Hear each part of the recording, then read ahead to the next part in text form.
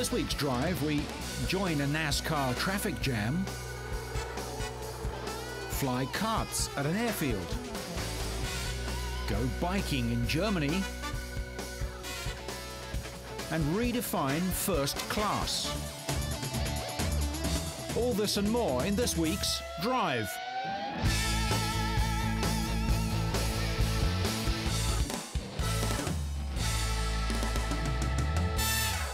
Formula One fans went wild in Michael Schumacher's hometown of Kerpen in Germany as the reigning world champion won the 2002 World Championship, his fifth, to equal the 44-year-old record of Argentina's late great Juan Manuel Fangio.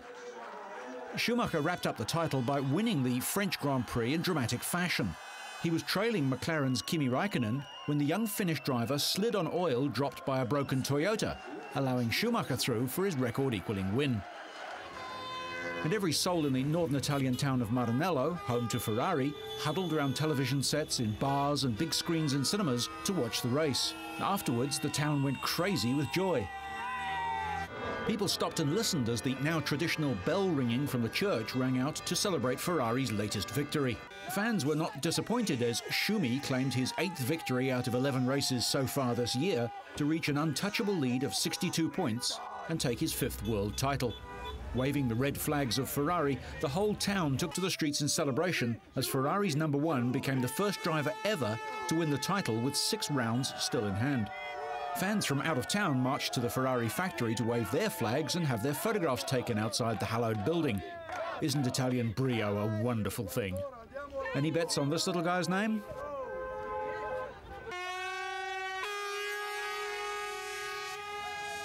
Fangio won the last of his 5 titles at the German Grand Prix in 1957 driving a Maserati when he was 46 years old. His Grand Prix career saw 51 starts, winning 24 races from 29 pole positions. And he was a late starter, being 39 years old when he took his first title.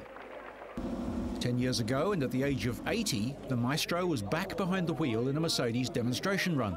Afterwards, he met an up-and-coming young Mercedes sports car driver named Michael Schumacher. Michael has started 171 times and won 61 races from 46 pole positions. And he was 25 when he took his first title in 1994 and has claimed his 5th at 33. Back to Germany for DTM Deutsche Tourenwagen Meisterschaft, or German touring car racing, at the Euro Speedway at Lausitz. After heavy rain the night before and drizzle throughout the qualifying session, the track was still fairly damp. Bernd Schneider, Mercedes, second in the qualifying race, made a textbook getaway to muscle his way up the inside of poleman and championship leader Laurent Aiello in his Audi. With the gap between the two static at 0.4 seconds, Aiello was content to pressure Schneider in the hopes that he would make a mistake. But when the mistake came, it was from the Audi pit crew. A problem with the left wheel kept him in the pits for 5 seconds too long, giving Schneider an unassailable lead. When Schneider pulled into the pit lane 1 lap later, only a similar error by his pit crew would threaten his lead, but it didn't happen. Schneider was stopped for less than 5 seconds, rejoining in 4th position behind temporary leader Patrick Huysman, Thomas Jaeger and Jean Alesi, all of whom had yet to stop. Schneider soon dispatched multiple Porsche Super Cup champion Huysman's Mercedes to retake a lead he was never to lose. Aiello, meanwhile, dropped behind Matthias Ekstrom's Opel V8 Astra and lost out to Mercedes driver Marcel Fassler to finish 4th. The entry list for DTM racing is filled with famous names, such as ex-Formula One ace Alesi, who finished 8th, Karl Wendlinger, who didn't finish at all, and former touring car champion Alain Menu of France, who came home 11th. It was Schneider's first victory since last September at the A1 ring, and only the 2nd win of the season for a Mercedes driver after Alesi's at Donington in England. Despite his victory, Schneider still lies 21 points behind Aiello with 4 rounds remaining. Despite its name, the tri-oval 1.5-mile Chicagoland track is in the US state of Illinois, and it hosted the recent Tropicana 400 NASCAR race. Kevin Harvick, who wasn't even on the radar screen for most of the race, used some smart pit strategy and track position to win his first event since claiming the win here last year. He drove to victory at an average speed of 136.825 miles an hour, and had pitted out of sequence earlier in the race, which allowed him to stay on the track when the leaders pitted for the last time. He almost didn't make it, though. He narrowly missed getting caught up in this prolonged incident just before mid-race, which brought out the yellow flags. And down on the apron, guys. Oh, can he save it? Oh, he's still out of shape. No, yeah, he goes finally. He lagged for a mile, but he finally made it. Oh, behind him, too. Hart Strickland and Jerry Nadeau and Brett Bodine have gotten caught up in it. Oh, that's Jimmy Spencer, I'm sorry. That was still During another caution period, and apparently getting a little bored, race leader Tony Stewart has a little fun at the expense of the pace car driver. Tony's playing with Buster. With just 20 laps to go, a final caution saw most drivers pit, but Harvick gambled on making the distance, and when the course went to full green, he was just ahead of Jeff Gordon. Tony Stewart was leading at the time and pitted for 2 tyres, but was unable to catch Harvick and defending NASCAR champion Gordon. Couldn't get a run. There's an old saying in motorsport, catching is one thing, passing is another, and so it was for Gordon. Harvick drove away to win by 0.8 seconds over Gordon. Stewart was third, followed by Jimmy Johnson and Kurt Busch. Harvick was so close on fuel that he ran dry on his victory lap after lighting up the rear tyres in a plume of smoke. The win takes him to 27th place in the championship, and midway through the series, he's earned just short of $2 million. Organization, Kevin Harvick, has done it today at Chicagoland in the Tropicana. We stay in the US and cross to Cleveland's Burke Lakefront Airport for the 9th of 20 Championship Auto Racing Teams, or CART, events. No sooner had the race started on the flat, featureless but bumpy runways than there was a tangle at the very first turn. The incident forced the retirements of Dominguez and Bell.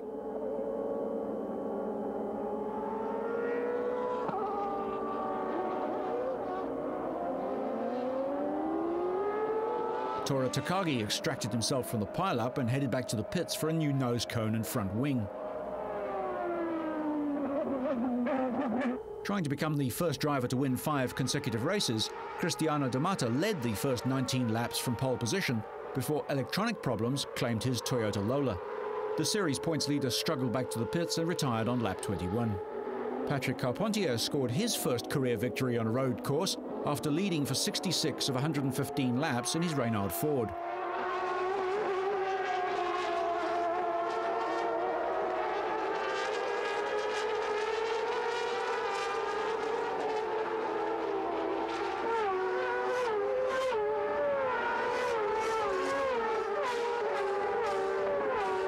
He started from the front row and took the checkered flag by more than 17 seconds over veteran Michael Andretti. Canadian Paul Tracy finished third, followed by Kenny Brack of Sweden and Canadian Alex Tagliani.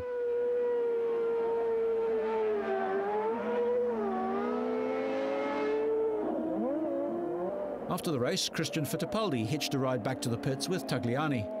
Fittipaldi's Lola Toyota expired 19 laps from the end. Despite failing to finish, D'Amata still leads the championship points standing by a clear 50 points over his countryman Bruno Junqueira. Carpentier is fourth behind Scotsman Dario Franchitti.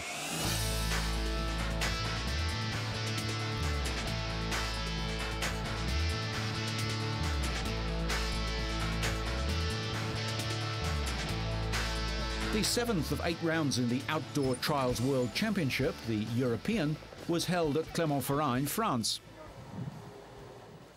Adam Raga overcame the constant rain and slippery conditions to record a total of 71 penalty points for his 2 runs on Saturday's first day. That will be enough for a place on the podium, but he would play second fiddle to Lampkin and finished in 2nd place. England's Dougie Lampkin extended his lead at the top of the overall standings after finishing first on Saturday and third on Sunday. But the win was not enough to secure his 6th championship in a row. Lampkin, however, kept his mistakes to a minimum. His combined mark of 63 points was the only score on the day below 70. Japan's Takahisa Fujinami, who started the day 30 points behind Lampkin in the overall standings, took 3rd place on day 1, but kept his slim hopes of winning the world title alive by leading on day 2. Fujinami's combined 2nd day score of 38 was 10 less than the 48, which sealed 2nd place for Lampkin. Spain's Marc Frisia pipped Albert Capistani to 3rd place on Sunday.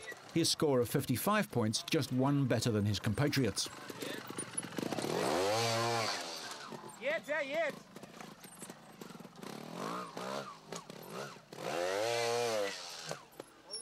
For Kabastani, it was a slight improvement from his 6th place finish on day one, but his chances of an overall 2nd place for the year took a serious blow. After Fujinami's 1st place finish, Lamkin's lead stands at 32. It will now come down to the final round of the season in Motegi in Japan in September, where Lamkin will only need one 7th place finish over the 2 days to guarantee his 6th title. Just one short of legendary Spanish trials rider Jordi Tarras. Frenchman Olivier Jacques took pole position for the German Grand Prix at the Sachsenring. Jacques, riding a Yamaha, grabbed the first pole of his career in the last seconds of the session. His success marked the return to form of 2-stroke 500s over the new, all-conquering 990cc 4-strokes. Shinji Nakano backed up the 2-stroke domination at the tight and twisting track by claiming 2nd place on the grid. 4-strokes from both Honda and Yamaha have dominated the series since their inception at the beginning of the year.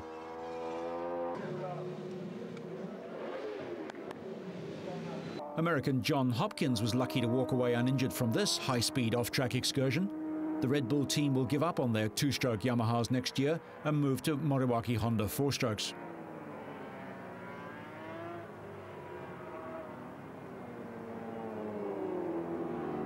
Italian Max Biaggi led the 4-stroke brigade in qualifying, upstaging the apparently omnipotent Hondas and also his own teammate Carlos Checa. Alex Barros, the season's hardest charging 2-stroke rider thus far, completed the front row on his Honda. Toru Okawa had a huge crash in qualifying for the British Grand Prix at Donington just a week before, but managed a podium. In Germany, he upstaged his world champion teammate, Valentino Rossi, by just 1/1000th of a second.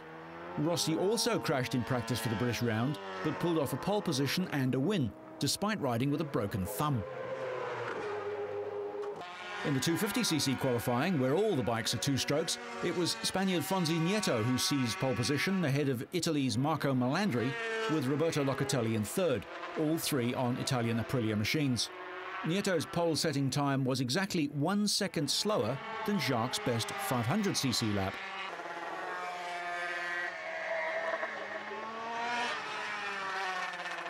Italian Roberto Rolfo completed the 250cc front row with his Honda. Olivier Jacques started a MotoGP race from pole position for the first time in his career, but the Frenchman lost his place at the front before the first corner. Despite making a slow start, Barros went from 4th on the grid to 2nd by the end of the first lap and overtook leader Toru Okawa on lap 7. Jacques also passed the Japanese as the 2-stroke engines flourished on the tight circuit. On lap 11, Sete Gibernau ran into the back of reigning 250cc champion Daijiro Kato. Yukio Kagayama then collided with his teammate, and both of the Suzuki riders followed Kato out of the race. While Okawa was dropping down the field, his Repsol Honda teammate Valentino Rossi was making his way towards the front of the race. Rossi, who had won 7 of the season's 8 races going into the weekend, passed Barros for first place on lap 19, and it looked as though the 23-year-old would seal victory number 8. But Rossi misjudged a corner with 6 laps to go, allowing Barros and Jacques to move into 1st and 2nd. Rossi fell back to 3rd, but with just 4 laps left, Barros' bike slid out from under him and hit Jacques' back wheel. Both riders slid into the gravel and their races ended as Rossi inherited the lead, just as he had done the week before in Britain when Checa crashed out. The Italian took his 7th consecutive win, Biaggi took 2nd place and Okawa finished 3rd. Rossi holds a 96-point lead over Okawa in the championship with 7 races remaining. In the 250 race, standings leader Melandri benefited from a massive slice of luck to claim his 6th win of the season. The Italian lost control on lap 23 while leading and crashed out, but rain forced the stewards to red flag the race, and the positions at the end of the previous lap were taken as the final result. Melandri took the win from championship rival Nieto, with Sebastian Porto in 3rd. France's Arnaud Vincent led all 27 laps of the 125cc race and held off the challenge of Alex De Angelis of San Marino to seal victory. Home favourite German Steve Jenkner grabbed 3rd place after beating reigning world champion Manuel Poggiali, also of San Marino, to the finish line in a photo finish. Poggiali's lead in the defence of his title is now down to just 7 points over Vincent.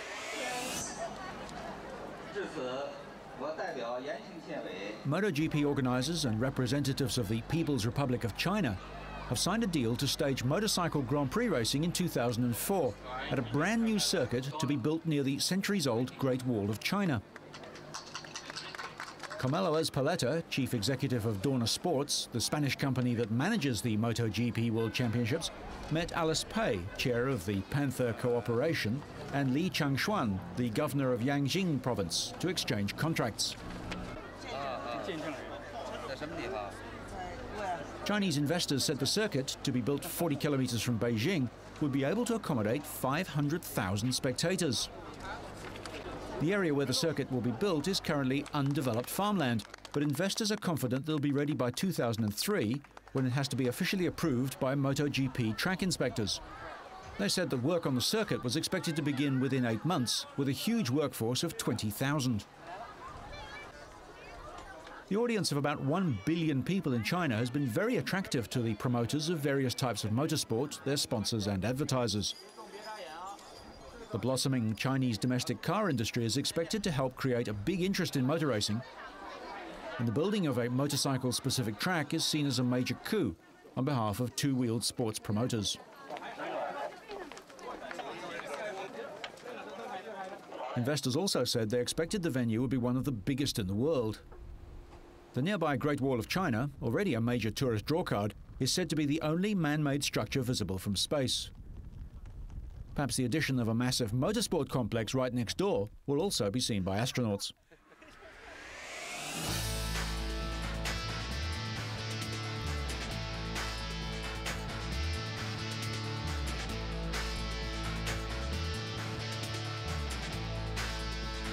More than 60 years after the exclusive Maybach brand vanished from the wealthy streets of Europe, a brand new Maybach was shipped to the US on board the luxury liner, the QE2. The car was then flown by helicopter to a pier in Manhattan. From there, police escorted it to Wall Street for its debut in an area synonymous with wealth. Under police escort, the car was driven straight into a media launch where journalists were waiting for their first look at the world's most expensive production line car.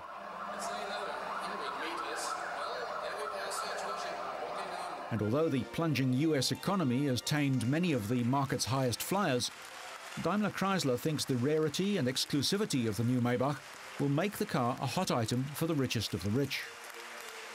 There are rumours of firm orders from fabulously wealthy car enthusiasts in the Middle East and Southeast Asia. Professor Jürgen Hibbert, the man responsible for the Maybach, defended the $350,000 car. Yeah, we have no problem at all, because we cannot make our decisions on the actual climate. We have a long-range planning. We are looking for the long range, and this is a car that will not stay just for a year, but maybe for 10 years. And therefore, it's not a discussion of actual situation. We have lengthily discussed with potential customers, and they told us they will take the car whatever the situation around is. These are people that can afford a lot, and they are very familiar with the situation. Therefore, from our perspective, there's no problem at all. The company will build 1,000 handmade Maybachs each year, beginning in 2003. The car is considered to be on a par with the new Rolls-Royce, which BMW will start selling early next year, when it acquires the English brand from Volkswagen. Daimler Chrysler expect the US to yield about 40% of Maybach sales, Europe 25%, Asia 19%, and the Gulf states the remaining 16%. The Maybach accelerates from 0 to 100 kilometers an hour in just 5.4 seconds and goes from 60 to 120 in only 6.5. The car, built to order, is a quantum leap up from the Mercedes-Benz S-Class so loved by politicians and company directors the world over. Maybach comes with reclining rear seats with telescoping footrests, 2 flat-screen televisions and surround sound for each passenger. A DVD player, TV receiver and dual internet cordless phones are standard. The panoramic roof has 2 6mm thick panes of glass with a sliding liner between them. An electroluminescent membrane gives off a diffused light. In daylight it's transparent, but if it's switched off, the liquid crystals lose their transparency and the glass becomes opaque, filtering the daylight.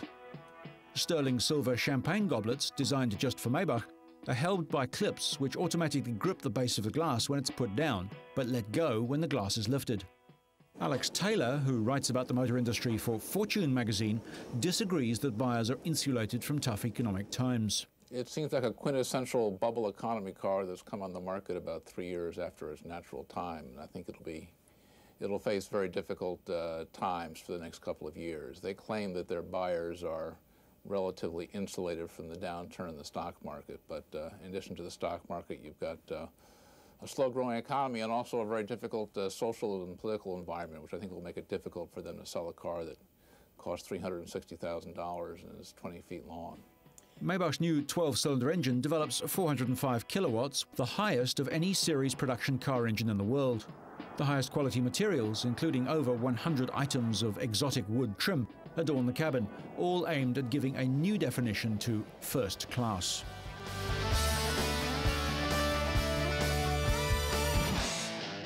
We go now to Havana, capital of Cuba, a country caught in an automotive time warp.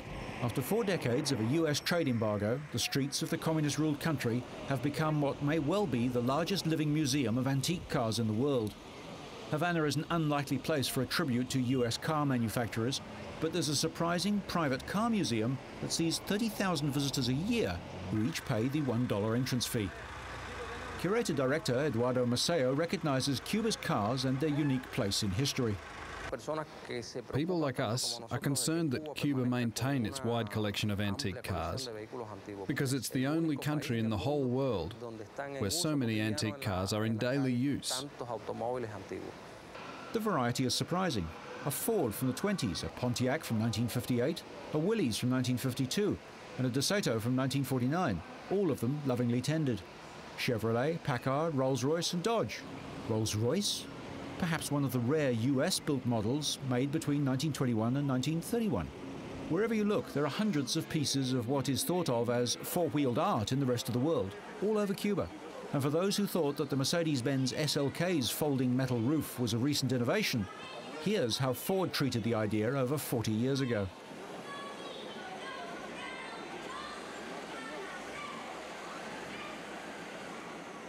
Havana's car museum may not be flashy, but it's recognition of the fact that these cars have all but disappeared in the rest of the world. When a vehicle can't easily be replaced or repaired, the owner tends to take really good care of it. And so has it been for Emilio Gonzalez Santana's 1956 Chevy.